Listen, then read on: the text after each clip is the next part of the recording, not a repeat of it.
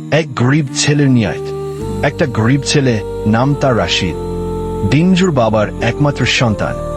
সংসারে অভাব অনটন লেগেই থাকে, তবুও রাশিদ কখনো নামাজ ছেড়ে দেয় না। পড়াশোনার ফাঁকে ফাঁকে সে প্রায় মসজিদে গিয়ে সময় কাটায়। একদিন মসজিদের ইমাম সাহেব জিজ্ঞেস করলেন, বাবা, সবসময় মসজিদে আসো, কোনো চাহিদা আছে তোমার? হুজুর, আমি আল্লাহর কাছে কিছু চাই না, শুধু চাই যেন আল্লাহর পছন্দের একজন বান্দা হতে পারি। ইমাম সাহেব বিস্মিত হয়ে তাকিয়ে থাকেন। আমার নিয়ত আজকাল গোজন রাখে।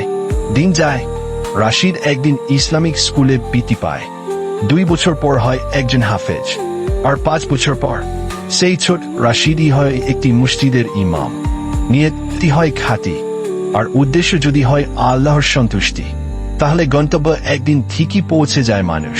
ভিডিওটি ভালো লাগলে অবশ্যই সাবস্ক্রাইব করে পাশে থাকুন।